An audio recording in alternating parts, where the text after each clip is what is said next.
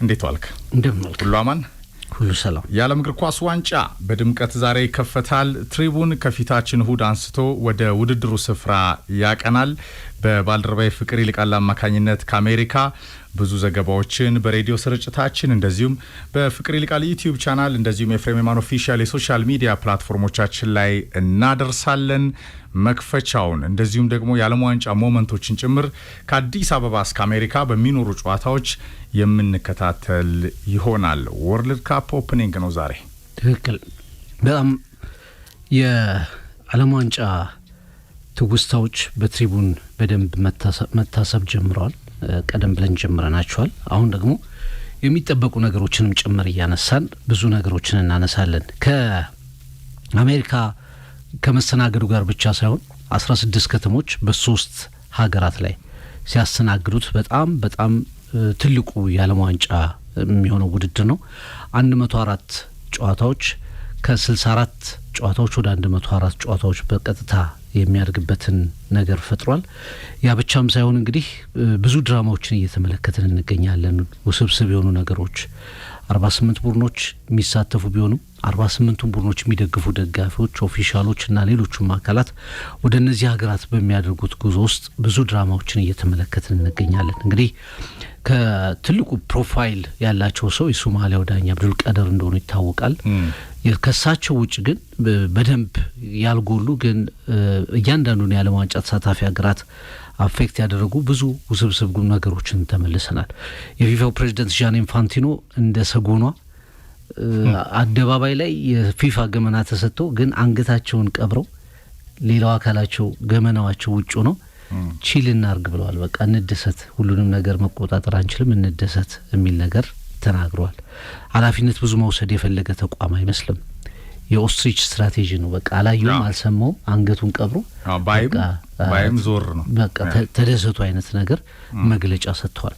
በጣም በርካቶች የሰሩት ስራ እንዳለው ነው። በተለይ ፊፋን በካዝናው ያበጠ እንዲሆን ተቋም በማድረግ ገንዘብ እንዲሰበሰብ በማድረግ ኤፍሬም በዚህኛው ውድድር ብቻ እስከ 9 ቢሊዮን የአሜሪካን ዶላር ፊፋ ያገኛል ተብሎ ነው የሚጠበቀው። የትኬት ዋጋ ተመኑ በጣም ያስደነግጣል። ለምንድነው ይሄን ያህል የተመናችሁት ምናምን ሲባሉ የሚመለሱት መልስ እንደገና አስቂ ነው። ለምሳሌ በአሜሪካ ውስጥ አንተ ትኬት ከገዛ በኋላ ትኬቱን መሸጥ ትችላለህ። እንደገና ለሌላ ሰው መሸጥ ትችላለህ። ህጋዊ ነው። አንተ ለሌላ ሰው አሳልፈ መስጠት ትችላለህ። ስለዚህ ያኛው ሰው ከሚያተርፍበት ፊፋ ቢያተርፍበት ይሻላል ብለን ኦሬዲ መጀመሪያውኑ ከፍ አድርገን አስቀምጠናል የሚል መልስ ነገር ነው የሰጡት። እግር ኳስን ከህዝቡ ለመንጠቅ የመጣ ተቋም እየመሰለ ነው። በውድድሮቹ፣ በሜዳ ላይ ውሳኔዎቹ፣ በብዙ ነገሮቹ ከህዝቡ ለመውሰድ እንጂ ወደ ህዝቡ ለማድረስ እየመጣ አይመስልም። የዓለም ክለቦች ሻምፒዮናን ሲጀምር ከዓለም ዋንጫ አንድ አመት አስቀድሞ እንደዚሁ የዓለም ዋንጫው ላይ 48 ሀገራትን ሲያደርግ አሁን ወደ 60 ምናምን ለማሳደግ ጥረቶች ሲደረጉ በጣም በማይመቹ የአየር ንብረቶች ላይ የዓለም ዋንጫዎች የመደረጋቸው ነገር፣ የልምምድ ጉዳዮች፣ የቪዛ ፕሮሲጀሮች፣ ብዙ ነገሮች ሲታዩ ይሄ ኃላፊነት የማን ነው?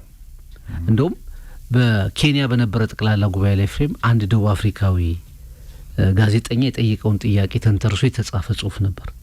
ያኔ ከአንድ አመት በፊት ይህ ደቡብ አፍሪካዊ ጋዜጠኛ ሁለተኛ ዜጋ ተደርገን እንዳንቆጠር ለዓለም ዋንጫው ሁለተኛ ሰዎች ተደርገን እንዳንቆጠር፣ በደል እንዳይደርስብን፣ በቪዛ እንዳንንገላታ ፊፋ ነው ኃላፊነቱን የሚወስደው እና ምን ታደርጋላችሁ ሲላቸው እሳቸው የመለሱትን መልስ ያመጣል። ዋሽተዋል። በጣም ቀላል ፕሮሲጀር ነው።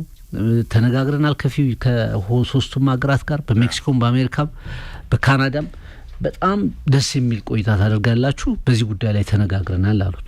ከአንድ አመት በኋላ የሆነው ነገር ግን በጣም የተለየ ነውና ለ39 ቀናት ነው የሚቆየው። ከጁላይ 11 ዛሬ እስከ ጁላይ 19 ድረስ ይቆያል። ብዙ ሀገራት ይሳተፋሉ። 4 ሀገራት ለመጀመሪያ ጊዜ ኡዝቤኪስታን፣ ጆርዳን፣ ኩራካውን ጨምሮ ለመጀመሪያ ጊዜ ይሳተፋሉ። ሀገራት እስከ ዋንጫው ድረስ የሚያደርጉት ሂደት አንድ የዋንጫ ቡድን በአንድ ጨምሯል። ከዚህ በፊት 7 ጨዋታዎችን ማሸነፍ ለዋንጫ ያበቃ ነበር። አሁን 8 ጨዋታዎችን ማሸነፍ ግዴታ ነው። ሜክሲኮ የመጀመሪያው መክፈቻ ታደርጋለች። ሜክሲኮ ሁሌ የዓለም ዋንጫን ስታስተናግድ በነገር ላይ ወይ አውሎ ንፋስ አለ ወይ ከባድ ዝናብ አለ። ያኔም 1986 የአዚቴክ ስታዲየምን ጨምሮ በጣም በከፍተኛ ማዕበል ጭምር ተመታ ነበር ሜክሲኮ ውድድሩን ከማስተናገዱ በፊት። አርጀንቲና ሻምፒዮን ሆነችበት 70 አሁንም የዓለም ዋንጫው መክፈቻ ላይ ከባድ ዝናብ ጥሎ ነበር። ግን የዓለም ዋንጫውን የዛሬው መክፈቻ ጨምሮ አፌክት ሊያደርገው ይችላል ወይ ሊራዘም ወይ ሊቀየር ይችላል የሚሉ ዘገባዎች ነበሩ። አሁን ግን የአየር ንብረቱ መስተካከሉ ዘገባዎች እየወጡ ይገኛሉ። 3 ጊዜ ያስተናገደችው በምድር ላይ ብቸኛዋ ሀገር ነች የዓለም ዋንጫን 3 ጊዜ ያስተናገደችው። ከሁሉ በላይ ግን እንግዲህ ውድድሩ ሲጀመር ሜዳው ላይ ያሉት ተጫዋቾችና ኮሜንታተሮች ባለሙያዎች መድረኩን እስኪረከቡት ድረስ እና እግር ኳስ ትኩረቱን ቤተሰቡ የእግር ኳስ ቤተሰብ ትኩረቱን ወደ እግር ኳስ ሜዳው እስኪያደርግ ድረስ ግን ያሉት ነገሮች በዓለም ዋንጫው ላይ ሞር ግጭቶችን ላይ ያተኮሩ ናቸው። አለመግባባቶች፣ መገለሎች እንዲሆንናል የሚሉ ነገሮች ያተኮሩ ናቸው።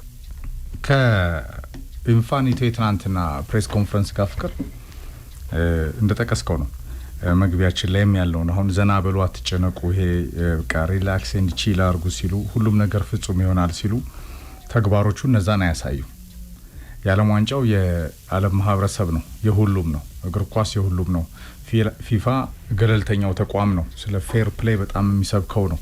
አንድነትን በጣም የሚሰብከው ነው። ሰላምን በጋራ ያለውን ይሄ ወርልድ ካፕ የፉትቦል ቫይብ በጣም የሚሰብከው ነው። ግን ዳኞች፣ የሚዲያ ሰዎች፣ ባለስልጣናት እንደዚሁም የኦፊሻሎች ተጫዋቾች በጣም በብዙ እንግልት ይገኛሉ። የኢራን ብሔራዊ ቡድን በአንድ ቀን እየገባ የሚወጣበትን ቪዛ ነው የተሰጠው። በየጨዋታው ይገባል ይወጣል ማለት ነው። እስከ ፋይናል ቢደርስ 8 ጊዜ ቪዛ ሊሰጠው ማለት ነው እኮ እስከ ፋይናል ቢደርስ። ይሄ ስፖርትና ፖለቲካ በተለይ ፖለቲካዊ እንድምታ ያላቸው ውሳኔዎች ሲታይ ዳግማዊ ዱቼ በሞደርን ኢራ እየመጡ አይመስልህም? ይሄ በሞደርን ኢራ ያለው የአናርኪ አስተሳሰብ በደንብ አሁን የዶናልድ ትራምፕ አስተዳደር ላይ የተንጸባረቀ ይገኛል። ያ ከ90 ዓመት በፊት 1938 ላይ ሞሶሎኒ ጣሊያን ትልቁ ሀገር ነች፣ ዓለምን የያዘች የዓለም ቁጥር 1 ሀገር ነን፣ የዓለማችን ትልቁ ዋንጫም ከሮማ አይወጣም ብሎ አለዛ ሞት ብሎ ጣሊያን እንዳሸነፈችው ይመስላልና በዚህኛው ዘመን ትራምፕ ያንን እንኳን ባያደርጉት አስተሳሰባቸው ግን ያ ከ90 ዓመት በፊት የነበረ የፋሺስት አመለካከት ቀለሙን ቀይሮ ነው ፍቅር ዛሬም የሁሉም ነገር አድራጊ ፈጣሪ ነኝ በሚሉ እንደ ትራምፕ ያሉ አወዛጋቢ መሪዎች ላይ በተለይ የዓለም ፖለቲካ በጣም ኳሷ ስትወርቅ የዓለም ዋንጫውም ተረብሿል። አሁን የዓለም እግር ኳስ ዋንጫው ቀለሙ ከፊፋ ዋናው አስተዳዳሪ ፊፋ ሆኖ ስቴክሆልደሮችን ባለድርሻ አካላትን ቴክ ኬር የሚያደርግ አልሆነም። ፊፋ በአሜሪካ ጃይንት ተቋማት የፋይናንስ ጉያ ውስጥ የተደበቀ ከመሆኑ አንጻር ይሄ ደግሞ የስፖርት ኢንተርፌራንስን የመንግስታትን በጣም ህጉና መርሁን ጭምር የጣሰ ሆኗል። ብዙዎች ቅሬታቸውን ያቀረቡ ነው። የደብሊውኤችኦ ፕሬዚዳንት ዶክተር ቴድሮስ አድሃኖም ጨምሮ ፖለቲከኞች፣ ሀገራት፣ እውቅ ሰዎች፣ ተንታኞች፣ ሚዲያዎች፣ የቀድሞ ሌጀንዶች በተለይ የጂያኒ ኢንፋኒቶ አስተዳደር ላይ በጣም እጣታቸውን የቀሰሩ ይገኛሉ። እኒህ ሰው የፊፋ ዙሪክ ኦፊስ ከገቡ 10 ዓመት ተቆጥረዋል። ፍቅር በጓሮ በር ነው የገቡት። ፕላቲኒ ላይ ኩዴታውን ፈጽሞ በለው የገቡት ባህሪያቸው በጣም ፐርሰናሊቲያቸው ጭምር አሁን በጣም እየተወቀሰ ይገኛልና ፊፋ ከሌላ ከፍ ካለ ቅሌት ጋር ምናልባትም አሁን አብዮት የሚያስፈልግበት ለውጥ የሚያስፈልግበት ወቅት እየተባለ ይገኛል። ሰውየው ግን አህጉራቱን ላጠቀለው ይዘዋል። ፍቅር ዋናዋ ሌላ ሀያሉ ሀገር ላይ ደግሞ ሄደው ተኝተዋል። አሁን ከኳታር የዓለም ዋንጫ ማግስት ነው። ታስታውሳለህ? የዛሬ 4 ዓመት ልክ በዋዜማው እኔ ከዛሬ ቀን ጀምሮ ኳታራዊ ነኝ ሲሉ ነበር። ትናንትና ደግሞ በቃ ምንም እንዳልተፈጸመ ቺል አርጉ፣ የዓለም ዋንጫ ወቅት ነው፣ ሪላክስ አርጉ፣ ምንም የሚፈጸም ነገር የለም፣ ፍጹም የዓለም ዋንጫ ታያላችሁ እያሉ ይገኛሉ። የአየር ንብረት፣ የጉዞ መጉላላት፣ የቪዛ ጥያቄ፣ እግር ኳሳዊ የሆኑ ሀሳቦች ላይ በጣም ተቃራኒ ነገሮች መንጸባረቃቸው ግን በተለይ ከካፍ ምርጡ ዳኛ የፊፋ ኦፊሻል ዳኛ ሶማሊያዊ ኦማር ጋር ብዙ ሀሳቦች እየወጡ ነው። ለምሳሌ ትልልቅ አጋጣሚዎች አሉ። ለምሳሌ የቅድም ያነሳው 1934 የዓለም ዋንጫ ላይ ቤኒቶ ሙሶሎኒ ዳኞቹን ነው በቃ ይሄ ዋንጫ ጣሊያን ሀገር መቅረቱን አረጋግጡ፣ ግድ የላችሁ ለእናንተም ለእኛም የሚበጅን እሱ ነው ምናምን አሉ። አስፈራርቶ ቀረ። 38ም ደገመው። 1974 እንደውም በመሀል ያሉትን ዘለን 74 ጆርጆ ቪዳል የአርጀንቲናው አምባገነን መሪ አርጀንቲና ለማለፍ 4-0 ማሸነፍ ነበረባት። እንግዲህ ለማሉ እሳቸው መልበሻ ክፍል ገቡ ከፔሩ ተጫዋቾችን አናገሩ 6-0 አለቀ እርሶ ከተከፉ ለምን 6-0 አይገባብንም ብዙ ኮንትሮቨርሲዎች አሉ የቭላዲሚር ፑቲን የወሰዱበት መንገድ ከዛ ሩሲያ የዚህ ሰብአዊ መብት ጉዳዮች የተለያዩ ነገሮች የካታሩ የዓለም ዋንጫ ከዚህ በፊት የሚያነሳናቸው ነገሮች እነዚህ ሁሉ ባሉበት ሰዓት ሁሌ ፊፋ ቢያንስ መንግስታት ከሚያሳልፏቸው ነገሮችና ፍላጎታቸው ጎን ለጎን ከተቃራኒ ጎን መቆም ያለበት ፊፋ ነው ለምሳሌ የዓለም ዋንጫው ዳኛ ሲሰናበት ካናዳና ሜክሲኮ ኦፈር አድርገዋል አይደል በእኛ ምድር የሚከናወኑ ጨዋታዎች ካሉ ግን እኛ ፈቃደኛ ነን ፊፋ እኮ ትልቅ ክፍተት እኮ ነው ለፊፋ ትልቅ ነገር ነው እሺ ብለ ጌም መቀየር ይችላል ወይ ወደ ኋላ እንዲዳኝ ማድረግ ትችላለህ እኮ አንዳንዴ አሳፍሮ ላከው ምንም ፊፋ በቃ መዝለል ነው የፈለጉት አድሬስ ማርክ ሁሉንም መቆጣጠር አንችልም በሚል ማለፍ ነው የፈለጉት ግን ፊፋ ነው ቅድም እንዳልኩ ያንዳንዱ ነገር ከሀገራት ጋር የሚደራደረው ደጋፊዎች ቡድኖች ኢዚ በሆነ መንገድ እንዲደርሱ ማድረግ መስተንግዶን ሲሰጣቸው እኮ መታስገባቸው ግዴታዎች ውስጥ መካከል ናቸው ለምሳሌ ሜዳን ተቆጣጣራለህ ከተሞችን ታያለህ ምቹ መሆናቸውን ታያለህ እነሱ መዝነ ነው መስጠው ውድድር ከዛ ባሻገር ከሚታዩ ነገሮች መካከል አንዱ እግር ኳስ ያለ ደጋፊው ምንም ነው እግር ኳስ ያለ ተሳታፊዎቹ ምንም ነው ፊፋ የምትለው ተቋም እኮ ባዶ ነው ያለ ዓለም ያለ ሜምበር ስቴቱ የነዚህ እንደነት ማረጋገጥ እኮ ነው ያለበት ሚሼል ፕላቲኒ በጣም አሁን ከሄደ በኋላ እንደው ተናገረው ልትል ትችላለህ ወይም በጣም ከስልጣን ከተወገደ በኋላ ተናገረው ልትል ትችላለህ ሀብታሞችንና ባለስልጣናት ከፍተኛ አቅም ያላቸው ሀገራትን እና በጣም እውቅና ያላቸውን ሰዎች ሲያይ ኢንፋንቲኖ አልጋውን ማንጠፍ በጣም ባህሪው ካራክተሩ ነው የሚል ቀጥተኛ ንግግር ተናግሯል አድርባይ ማለት ነው እንደውም ከሰዋል ክስም መስርቷል ተመልሶ ሚሼል ፕላቲኒ እና አንዳንድ ጊዜ የምትመለከታቸው ነገሮች ፊፋ የማን ነው በፊትም እንለው ነበር ፊፋ ለእግር ኳሱ ነው የቆመው ወይስ ከእግር ኳሱ በተቃራኒ ነው የቆመው አሁን በዓለም ላይ ልክ በሆነ ወቅት ላይ ሴፍ ብላተር 4 ጊዜ ነው 20 መታቸው ላይ ቆይተው እኮ እንደገና ሊወዳደሩ ሲሉ ለማን ትቼ ነው ፊፋ ነን የሚሄደው ማን ይመራዋል በቃ እኔ ደክሞኝ ነበር ግን ፊፋ ለማን ትቼ ነው የሚሄደው የሚል ነገር ንግግር ተናግረው በቃ እዛ ደረጃ ላይ ትደርሳለህ በቃ የሆነ ስለ ራስህ ስለ ተቋሙ የምትሰጠው ግምት አንዳንዴ ከዓለም በቃ መሪዎች ሁሉ ከፍ ያለ ይመስላል ዓለም ሁሉ ውድድሩን ስለሚወዱ ለዚህ ነው መንገድ ይዘጋልኛል ካናዳ ላይ በካናዳ እና አሁን እንደ ሩዱሌት አይነት የቀድሞ ተጫዋቾች ዝምታችንን አሁን መስበር አለብን ብሏል በፊፋ ውስጥ ተጠያቂነት መምጣት አለበት ማነው ዣን ኢንፋንቲኖ ትክክለኛው መሪ ናቸው ወይ የሚለውን ጥያቄ በትክክል የምንጠይቅበት ሰዓት አሁን ነው አለዛ እግር ኳስ ብዙ ዋጋ የሚያስከፍሉ ውሳኔዎችን ልንወስን እንችላለን የሚል ነገር ተናግሮ ለምሳሌ ኢምቦሎ ከስዊዘርላንድ ተጫዋቾች ጥቁሩ እሱ ነው በጣም ለከፍተኛ ሰዓት ነው ሪቪው የተደረገው የተጠየቀው የኢራቅ ናሽናል ቲም ተጫዋች አይመን ሁሴን ለ7 ሰዓት አሜሪካ ለመግባት ለ7 ሰዓት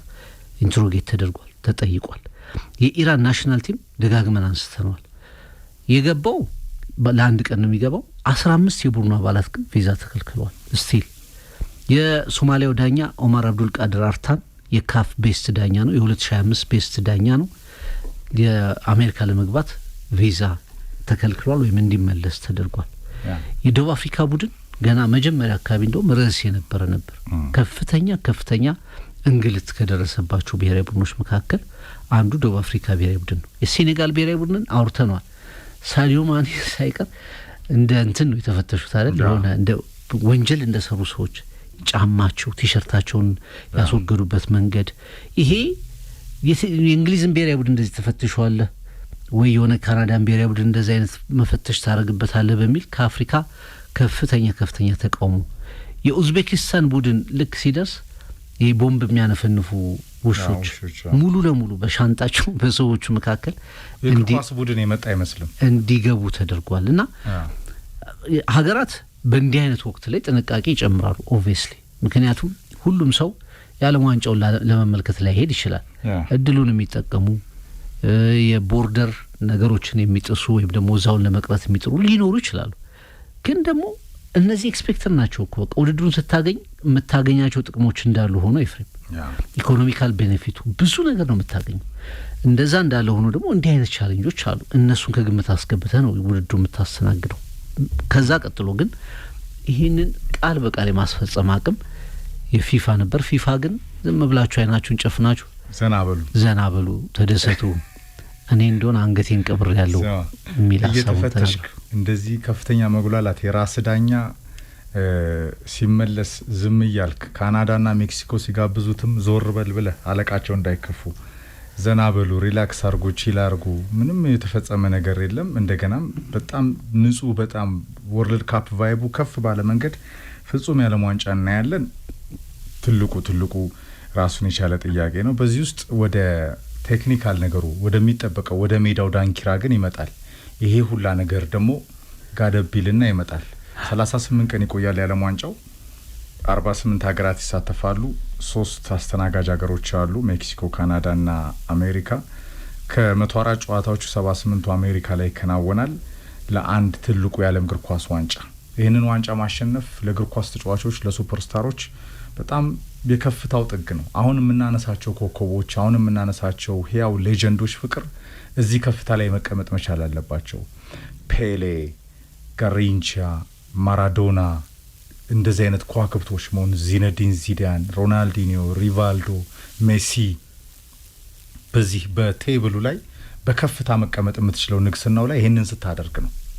ለምሳሌ እንደ ዜኮ፣ ሶቅራጥስ፣ ፕላቲኒ አይነት ተጫዋቾች አላሸነፉ። ቤከንባወር አሸንፏል የዓለም ዋንጫውን። በእነዚህ ዳን ሌቭል ነው የሚቀመጠው።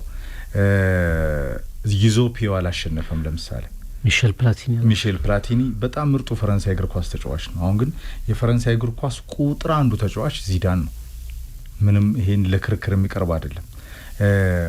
ኔይማር የመሰለ ታለንት እስካሁን የዓለም ዋንጫ አላሸነፈም። እንደ ፓውሎ ማልዲኒ አይነት ተጫዋቾች የዓለም ዋንጫን አላሸነፉም። በጣም ሌጀንድ ተብለው ባሬዚ በዓለም ዋንጫው ላይ ያላቸው ስኬትን እናስታውሳለን ከካቴና ጋር። ግን ወርልድ ካፕ ማሸነፍ የከፍታው ጥግ ነው። ሜሲ ከ4 ዓመት በፊት ከካታር ሉሲያ ያንን እስኪያሳካ ድረስ ብዙ ጥያቄ ነበረበት። አሁን ግን ላስት ዳንስ መልሶታል በጣም በከፍታ። ለሜሲ ይሄኛው የዓለም ዋንጫ ለእኔ ሽርሽር ነው ፍቅር። በየትኛው ሞመንት የስካሎኒ ቡድን ጠንካራ ነው። አሁንም ከዓለም እግር ኳስ ቁጥር አንድ ቡድኖች አንዱ ነው። አሁንም ልምድ የዳበረ በጣም ኳሊቲውን የጨመረ በላቄ ራስ መተማመን ያለ ጫና የሚመጣ ብሔራዊ ቡድን ነው። እንደ ፈረንሳይ አይነት ቡድኖች 2018 በልተዋል። ሌላ 8 ዓመት አብሮ የቆየ ነው የዴሾ ቡድን። ከዛ በኋላም በ2016 የአውሮፓ ዋንጫው ላይ የነበረ ነው። ከፍ ብሎ በልምድ የመጣ ነው። በዛ ላይ ኳሊቲውን አሁን ጨምር አድርጓል። እንደ ቼርኪ፣ ማይክል ኦሊሲ አይነት የቴክኒካል ተጫዋቾችን ጨምሯል። ፖርቹጋል ወርቃማውን ትውልድ ለመጨረሻ ጊዜ ይሞክራል። እንግሊዝ ነው ሁሌ ይጠበቃል። እግር ኳስ መቼ ወደ ቤቱ ይመለሳል? ሚዲያው ራሱ ተጋጣሚያቸው ነው። ብራዚል ዚስ ብራዚል ይጠበቃል 24 ዓመት። ሮናልዶ፣ ሉዊስ ናዛሪዮ ዴሊማ አርናይን የላቸውም። በእርግጥ ሮናልዲኖ የላቸውም፣ ሪቫልዶ የላቸውም፣ ካርሎስ ካፎ የላቸውም። ግን አሁንም ብራዚል በጣም ኳሊቲ ስኳድ አለው ከካርሊቶ የላቀ ልምድ ጋርና የዓለም ዋንጫው ቶፕ ኮንቴንደርስ በተለይ በጣም የሚጠበቁ ቡድኖች አሉ። የስፔን ብሔራዊ ቡድን ከሁሉ የላቀ ግምት ተሰጥቶታል በነ ኦፕታ ጭምር። ስፖርትና ፖለቲካ፣ ገለልተኝነት፣ ጣልቃ ገብነት ግን ከፊፋ ድርባይነትና የፊፋ አሻንጉሊት መሆን ጋር በተያያዘ የዓለም ዋንጫውን በርዟል። የ200 ምናምን ሀገራት አሉ በምድር ላይ የፊፋ አባል ሀገራት። ብራዚል፣ ጀርመን፣ ጣሊያን፣ አርጀንቲና፣ ፈረንሳይ፣ ዩራጓይ፣ እንግላንድ እና ስፔን 8 ሀገራት ብቻ ናቸው ሻምፒዮን። በየ4 ዓመቱ ነው የሚካሄደው። ዋንጫውን ከማንሳት በፊት ኳሊፋይ ማድረግ አለበት። ኳሊፋይ ለማድረግ ለዓለም ዋንጫው ለመብቃት ደግሞ ምን አይነት አጣብቂኝ እንደሆነ የሚታወቅ ነው። አሁን እንደው በአዲሱ አስተዳደር ትንሽ የ12 ሀገሮች ኮታ ቀለል ያደረገው እንጂ አፍሪካ ውስጥ እንኳን ከ50 ምናምን ሀገር 5 ሀገር ለመሆን የምታየው ስቃይ ከፍተኛ። አውሮፓ ውስጥ ከ53 ሀገራት ወደ 10 ሀገራት ለመምጣት ስቃይ ነው። የላቲን በንጽጽር የተሻለ እድል አላቸው ከቁጥራቸው ትንሽነት አንጻር እና የዓለም ዋንጫን ለማሸነፍ መጀመሪያ መግባት አለብህ። ስትገባ ደግሞ በጣም ቤስት ኦፍ ዘ ቤስት ቲምስ ይጠብቁሃል። ምርጦቹ ቡድኖች ይጠብቋል። እና ብራዚል 5 ጊዜ፣ ጀርመን፣ ጣሊያን፣ አርጀንቲና 3-3፣ ፈረንሳይ፣ ኡራጓይ፣ ፈረንሳይ 2 ጊዜ፣ ኡራጓይ 2 ጊዜ፣ እንግሊዝና ስፔን አንዳንድ ጊዜ 8 ሀገራት ብቻ ነው ያሸነፉት። እና በጣም የሚታይ ኢቨንት ነው። የዓለም ሻምፒዮን ስትሆን ስለ ሀገሪቱ የሚወራው ሞሬ በጣም ትልቅ ነው። በዓለም ውስጥ ትልቅ ቦታ ታገኛለህ ቀጣዩ የዓለም ዋንጫ እስኪመጣ ድረስ። አርጀንቲናና ሜሲ ባለፉት 4 ዓመታት እንዴት ነው ትኩረት የሆኑት? እንዴት ነው መነጋገር የነበሩት? በዓለም ላይ በጣም የሚታየው ኢቨንት ነው። ብዙዎች የሚከታተሉት ኢቨንት ነው። ተጫዋቾችና ብሔራዊ ቡድናቸውም በዓለም ላይ የሚሸጥበት ነው።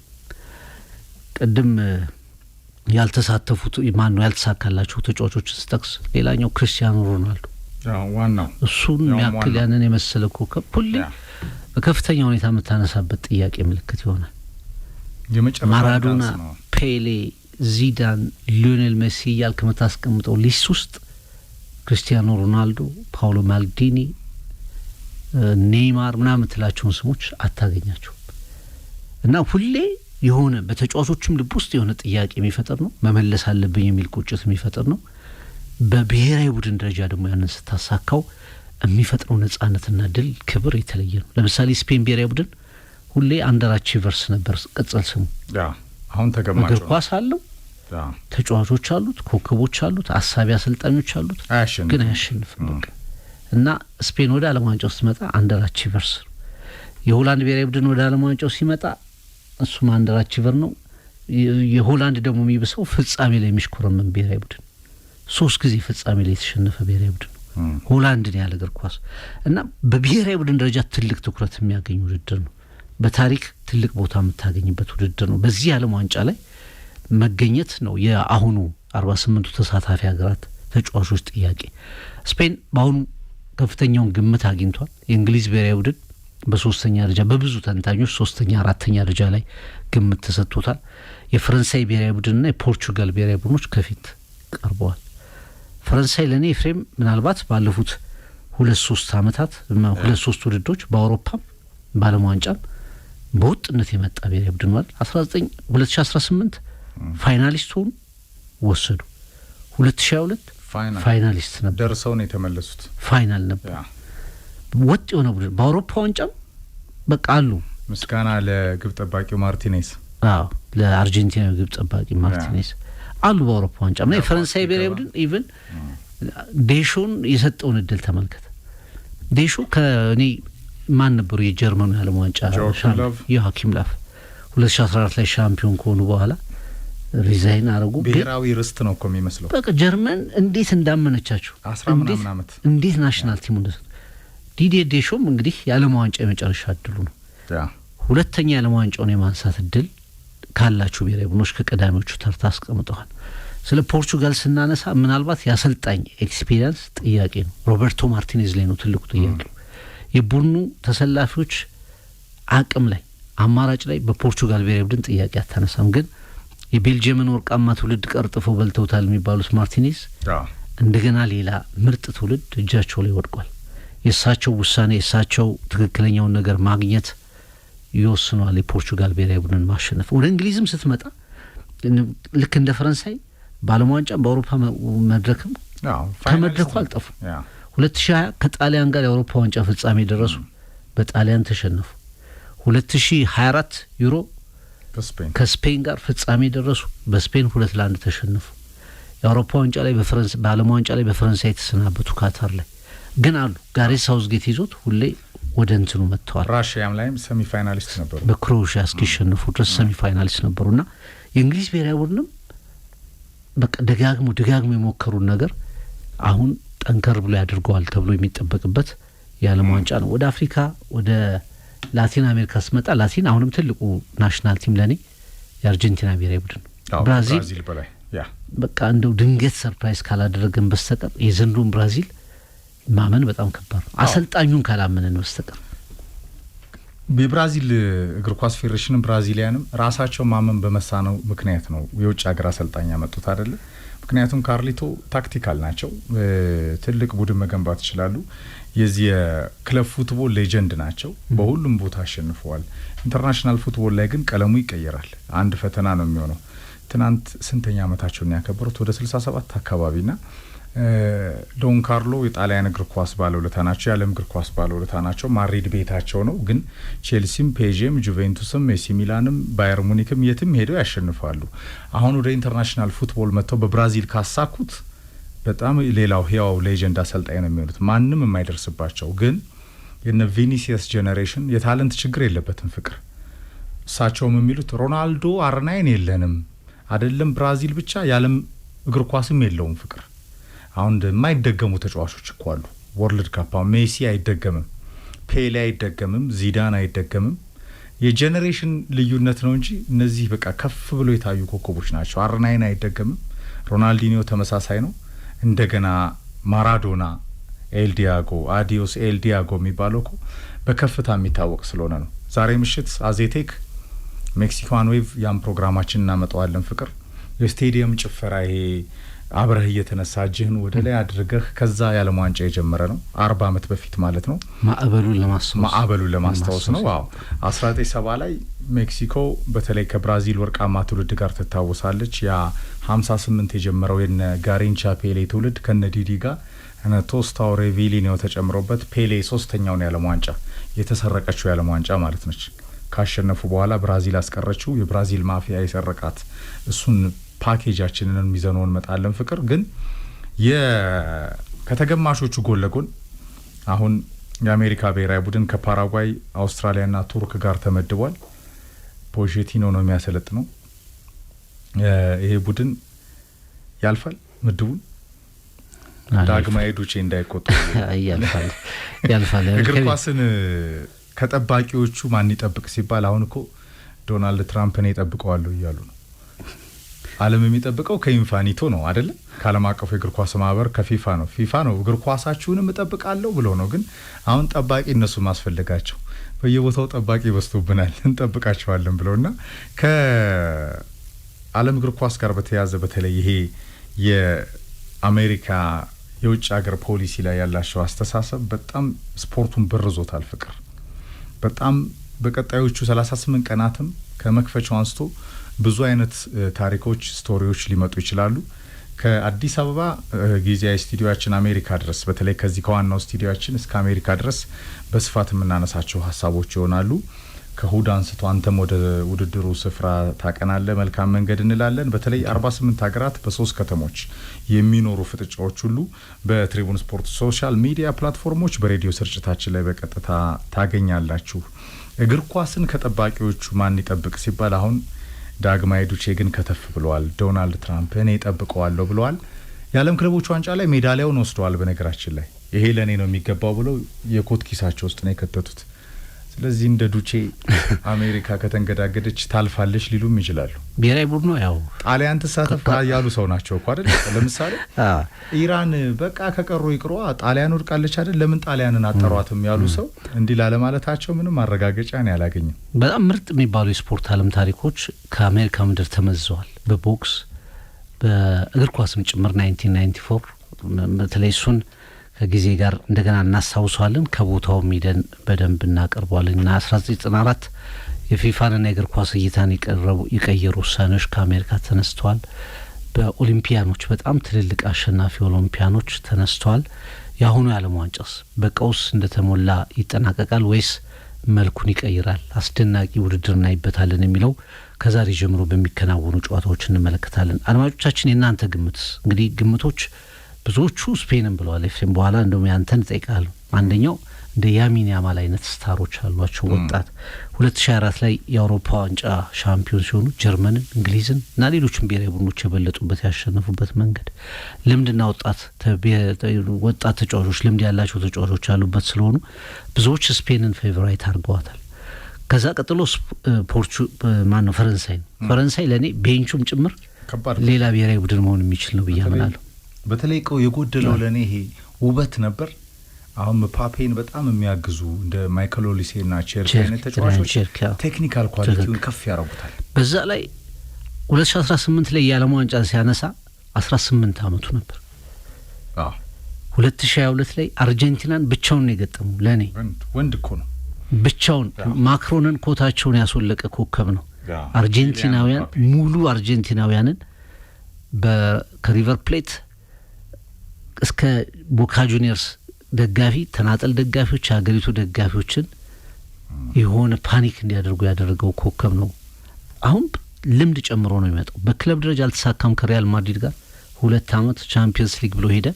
ሁለቱንም አመት የነበረበት ክለብ ፒኤስጂ ሲያነሳ ማድሪድ የበለጠ ወድቋል። ግን በተናጠል ባሳየው ፐርፎርማንሱ ግን በሁለቱም አመት አስደናቂ ነበር።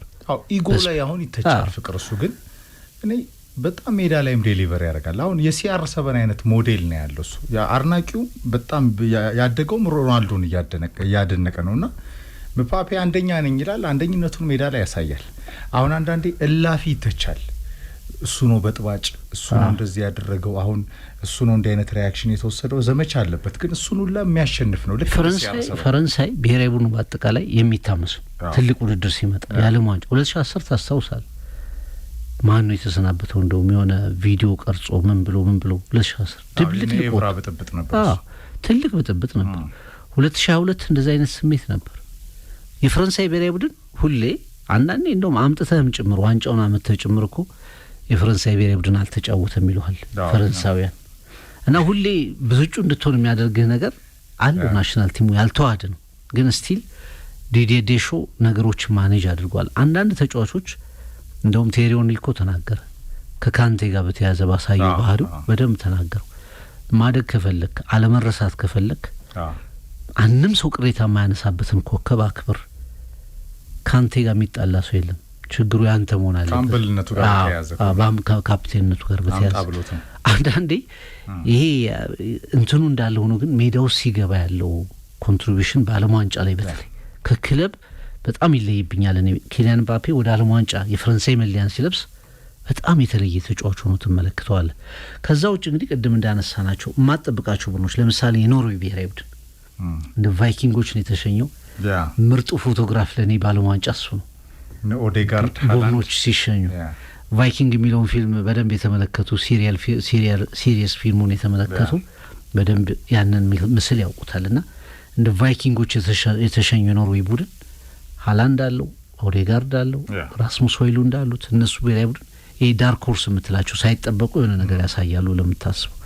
የሞሮኮ ብሔራዊ ቡድን እኔ ከአፍሪካ ዋንጫው በኋላ ትንሽ እንትን ብያለሁ። ሀሳቤ መጀመሪያ የነበረው ጥንካሬው ይኖር ይሆን እንደሚል ጥርጣሬ አለኝ። ግን ከአፍሪካ ስቲል የተሻለው ብሔራዊ ቡድን ሞሮኮ ነው። ኢቭን ከሻምፒዮኗ ሴኔጋል፣ እኛ እንግዲህ ቫልዩ የምናደርገው ሻምፒዮን የምንለው እኛ ሴኔጋልን ነው እስካሁን ባለው የመጨረሻው ውሳኔ እስኪወሰን ድረስ የካፍ ሞሮኮ ናት ብሏል። ሻምፒዮኑ ሴኔጋል ለእኔ የተሻለው ነው አልልም። ከሞሮኮ አንጻር፣ ከስብስቡ አንጻር፣ ከኤክስፒሪያንስ አንጻር የተሻለው ብሔራዊ ቡድን የሞሮኮ ብሔራዊ ቡድን ነው። እነ ጀርመን አይነት ቡድኖች ሳትጠብቃቸው የሚመጡ ብራዚል አይነት ቡድኖች ድንገት ኬሚስትሪውን ካገኙት ለየትኛውም ነገር መሆን የሚችሉ ብሔራዊ ቡድኖች ደግሞ ያልጠበቅነውን ነገር ሊያሳዩን ይችላሉ። ብራዚል ከቪኒሲየስ ማጂክ ጋር በተለይ ደግሞ ካርሊቶ በጣም ከለሩን የጠበቀ ቡድንና ማሸነፍ ፎከሲንግ አላማ ያለው ቡድን ከሆነ በደንብ እስከ ጥግ መጓዝ ይችላል። ፍቅር የ4 አመት በፊት የነበረውን ቡድን በአሰልጣኝ ቲት ምክንያት ነው የወደቁት። ለኔ እንደሚገባኛውም ያኔ ኳታር የነበረው የጨዋታ ሰዓት የብራዚል የእንቅልፍ ሰዓት ነው እና ቲት እድሜያቸው 60 ምናምን ነበር። ተኝተው ነበር ሜዳ ላይ ማለት ነው። እሳቸው ኳታር አይደል እንዴ ነበር ብራዚል ነው እንዴ ማሰብ አልችል ብለው ነው ያው እንደተኛ ቁጠረው እኮ ብራዚል ጌሙን ማኔጅ ማድረግ ተስኗት ነው ያንን የኔይማር ከፍተኛ በጣም ታለንት የታየበት ጎልን ጭምር ገደል የከተተችው። በክሮሺያ የወደቀችበት ሞመንት በጣም የሚያበሳጭ ነበርና የቲቴ እንቅልፍ ሰዓት ነበረ። ኳታር ቆመው የነበረ ቢሆንም ቡድኑን እየመሩ ግን ያሉት እሳቸው ተኝተው ነበር የሚል አይነት አሳሰብ ነበርና የብራዚል እግር ኳስ 24 አመት ተሻግሯል። ፍቅር ብቸኛው በዓለም ዋንጫ ሁሉም መድረኮች ላይ የቀረበ ነው። 5 ጊዜ ያሸነፈ ነው። ትልቁ ኔሽን ነው በእግር ኳስ ትልቁ ኔሽን ነው ብራዚል። this is ብራዚል በፉትቦል ነው የሚታወቀው። ግን ይሄኛው ጄኔሬሽን የነ ሮናልዶን ታሪክ መድገም ይችላል የሚለው ራሱን የቻለ ጥያቄ ያለበት። ፈረንሳይ ጠንካራ ነው። ስፔን በጣም በላሚን ያማል የሚመራ ጎልደን ጄኔሬሽን አለው ከላማሲያ ተጽዕኖ ጋር። እንግሊዝ እግር ኳስ መቼ ነው ወደ ቤቱ የሚመለሰው? ወይስ ድሩሪ ራሱ ተስፋ ቆርጦ እግር ኳስ ወደ ቤቱ አይመለስም ብሏል። እነሱ ግን አሁንም ፉትቦል ኢዝ ካሚንግ ሆም እያሉ ነው። ቤሊንግሃም ላይ ተማምነዋል። እነ ኮፓልመር ቀርተዋል። የሚመራን ግን ሰላይ ነው እያሉ ነው። የጀርመን ሰላይ ቀጥረን ጉድን እንሆናለን እያሉ ነው። ቶማስ ቱሄል ለጀርመን ነው እየሰሩ ያሉት ይላሉ የብሪቲሽ ሚዲያዎች። ግን ሚዲያው ራሱን የቻለ ተጽዕኖ ሆኗል። የቱሄል አድቬንቸር እኔ በዚህ ዓለም ዋንጫ ላይ በስኬት ካልተጠናቀቀ የሚተርፉ አይመስለኝም ሰውየው። ከዛ መልስ ያለው ነገር በሙሉ እንደማ በዓለም ዋንጫ ሰሚ ፋይናል ነው። ከዛ መልስ ያለው ነገር በሙሉ በጋሬት ሳውዝጌት ተሳክቷል እኮ። የአውሮፓ ፋይናሊስት ነው 2 ጊዜ። ዋንጫ ብቻ ነው የሚጎለው ሳውዝጌት። ስለዚህ ከዋንጫ ያነሰ ነገር የማይሆን ነው። ሜሲና ሮናልዶ ሲያቆሙ ወደ እነሱ የተጠጋ ተጫዋች ማን ነው? በእርግጥ በዚህኛውም የዓለም ዋንጫ እንደ ላሚን ያማል፣ ክሊያን ምባፔ፣ ሃሪ ኬን፣ ኤርሊንግ ብራውት ሃላንድ፣ ጁድ ቤሊንጋም፣ ቪኒሲየስ ጁኒየር፣ ዴምቤሌ፣ ቪቲኒያ አይነት ተጫዋቾች አሉ። ብዙ ምን ጠቅሳቸው ኳሊቲ ያላቸው ተጫዋቾች አሉ። ግን ብሩኖ በርናንዶ ሲልቫ እግር ኳስን በእነሱ ልክ የሚረከብ ኮከብ ይኖራሉ አልጋውራሾቹ የሚለው የሚታየው እንግዲህ እንደ ላሚን ያማል አይነት ተጫዋቾች በሚያሳዩት ፐርፎርማንስ ላይ ይሆናል። የከዋክብቶች የመጨረሻ ዳንስ ይሆናል። በርካቶችም የዓለም ዋንጫ የመጨረሻ ጨዋታቸው ነው የሚሆነው። ፍቅር አብዛኞቹ ሱፐርስታሮች ሉኪታ ሞድሪችን ጨምሮ እነ ቫን ዳይክ የመሳሰሉ ተጫዋቾች ብርቱካናማ ሆላንድ በኢትዮጵያ ሆላንድ ራሱ ያቆማል። ሞግሬት ብርቱካናማው ሆላንድ በኢትዮጵያውያን በጣም ይወደዳል። በነገራችን ላይ አያሸንፍም እንጂ የአሁኑ ቡድን ምን አይነት መልክ አለው በዓለም ዋንጫው ብናየው ይሻላል። ለእኔ የሆላንድ ብሔራዊ ቡድን በነ ሲዶርፍ ዘመን የነበረው ነው በጣም ትልቁ ብሔራዊ ቡድን። የነ ሽናይደርም እንደዚሁ ይጠቀሳል። ግን ክላሲክ የነበረው ነው የነ ፓትሪክ ክላይቨርት የነበሩበት ነው። ዓለም ዋንጫው ማን ያሸንፋል? የመጨረሻ መውጫ ጥያቄን ወደ ራስ ላንጋው ብዬ በጣም ከባድ ነው። እዚህ ላይ ባልገምት ይሻላል። ለእኔ ትንሽ የስፔን ብሔራዊ ቡድን ያደላብኛል ከእንትኑ አንጻር። ግን ስቲል የስፔን ብሔራዊ ቡድን ባያሸንፍም አልገረምም። ለምን በጣም በተቀራራቢ ደረጃ አሉ። አሁን አርጀንቲና ራሱ ኮንቴንደር መሆን የሚችል ብሔራዊ ቡድን መድፉን ለይተሃል። ለይሽ የምደግፈውን ብሔራዊ ቡድን ፍቅር ይልቃል ለይተዋል። 22 ዓመት ታግሶ ተብሏል። የምደግፈው ብሔራዊ ቡድን በጣም ይታወቃል። ብራዚል ዚስ ብራዚል ሀገራችን ብራዚል። ለማንኛውም ለግምት በጣም ያስቸግራል። በጣም ጠንካራ ቡድኖች አሉ። ብራዚል ቢሳካለት እኔ ደስተኛ ነኝ። ብራዚል ቢሳካለት ዲዘርቭ ያደርጋል። ከባድ ነው። ቡድኑ ራሱ ገና የተብላላ አይደለም ከካርሊቶ ጋር። ለዚህ ነው 2030 ድረስ ኮንትራት ያቀረቡላቸው ራሱ። በብሔራዊ ቡድን አንድ ነን ማለት ነው። በብሔራዊ ቡድን አንድ ነን። ክለብ ላይስ ከአፍሪካ እና የአፍሪካ ቡድኖችን እንደግፋለን። የአፍሪካ ስኬት ሞሮኮ፣ ሴኔጋል፣ ጋና ተሳታፊዎቹን እናያለን። የባፋናና ሜክሲኮ ጨዋታ ምሽት 4 ሰዓት ይጀምራል። የዓለም ዋንጫው ለ23ኛ ጊዜ በድምቀት ብዙ እያነጋገረ ከሚገኘው የአሜሪካ ካናዳና ሜክሲኮ ጣምራ አዘጋጅነት ዛሬ ምሽት ሜክሲኮ ላይ ከሜክሲኮ ሲቲ አዜቴክ ስቴዲየም ባፋና ልጆቹ ከሜክሲኮ በሚያከናውኑ ጨዋታ ይጠበቃል። በዓለም እግር ኳስ ዋንጫው ላይ በተለይ ደግሞ ልዩ ዘገባዎች፣ ልዩ ቅንብሮች እንደዚሁም ደግሞ የተለያዩ ማራኪ ገጾች ሁላ በትሪቡን ስፖርት ይዳሰሳሉ።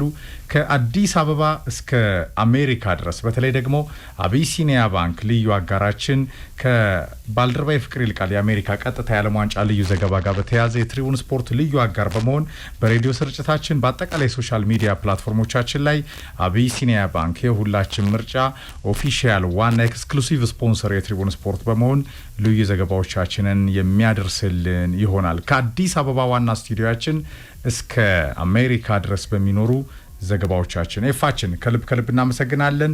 የሶሻል ሚዲያ ፕላትፎርሞቻችንን ላይክ፣ ሼር፣ ሰብስክራይብ አድርጉ። ከሬዲዮ ስርጭታችን ጎን ለጎን በቀጥታ ከኦያያ ሚልቲ ሚዲያ ብስራት ኤፍኤም 101.1 ጎን ለጎን በፍቅር ይልቃል ዩቲዩብ ቻናል ኤፍሬም የማን ኦፊሻል ላይ ታገኙናላችሁ። ከዛ ውጪ የዝውውር ወሬዎች፣ የዓለም ዋንጫ ዘገባዎች፣ የተለያዩ አበይት ጉዳዮች ሁላ ሁልጊዜም ከኛ ጋር ይሆናሉ።